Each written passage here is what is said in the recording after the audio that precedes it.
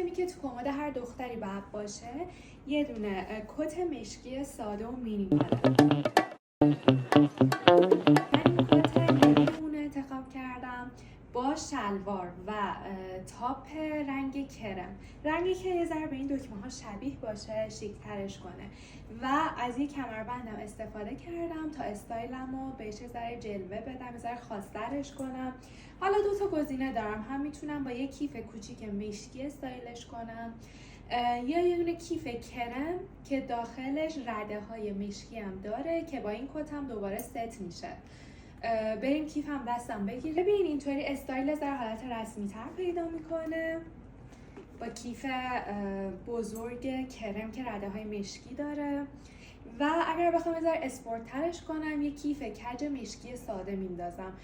اینم از این کیفم.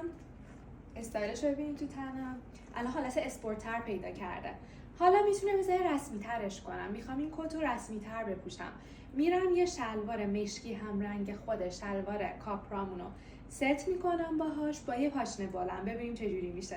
خب من سعی کردم با یه شلوار کاپرامون بپوشم و پاشنه بلند که یه ذره حالت رسمی تر پیدا کنه. برای حالا سر کار، قرارهای کاری یا برای مهمونی این گزینه خیلی مناسبه به این استایل. و کیفمو سعی کردم مجلسی تر بردارم.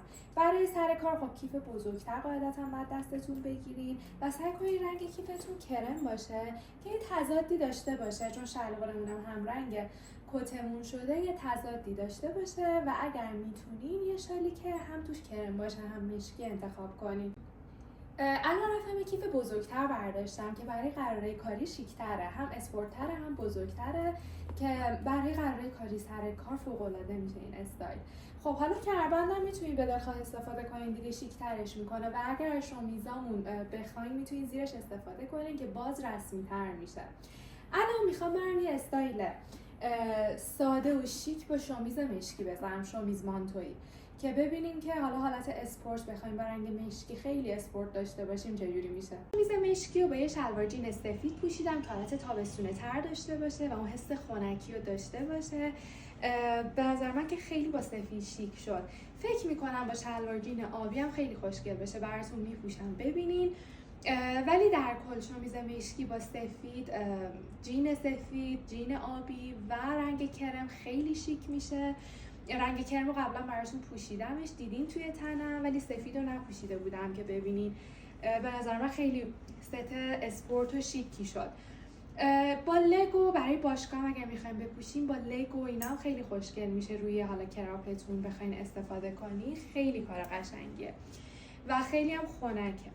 من برم اینو با ست جینم براتون بپوشم ببینین چجوری میشه. خب با جین آبی هم براتون پوشیدم ببینین که چقدر قشنگ میشه.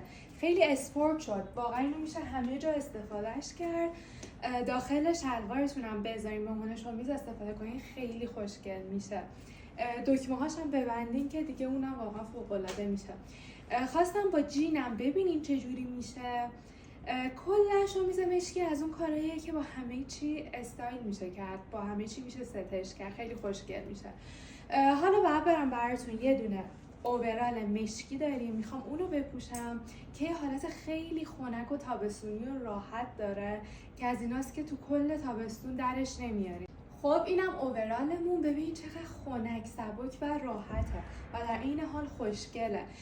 اوورال از اون کاریه که شما دغدغه این که شلوار چی بپوشم، شمیز چی بپوشم، زیر حالا مانتو یا کت میخواین استفاده کنین و دیگه ندارین. راحته و هر جا بریم میتونین روشو در بیارین، حالا کتی روش پوشیدین، چیزی پوشیدین در بیارین و راحت از زیرش استفاده کنین. هم از زیر مرتبین هم از رو. اوورال رو پیشنهاد میکنم به اونایی که حالا زیاد وقت این که حالا ست کنن و اینا رو ندارن و همیشه میخوان شیک باشن. این خیلی گزینه خوبیه. من با کفش سفید ستش کردم. شما حالا میتونید با کفشی که حالت کرم دارم ستش کنین، خیلی شیک میشه.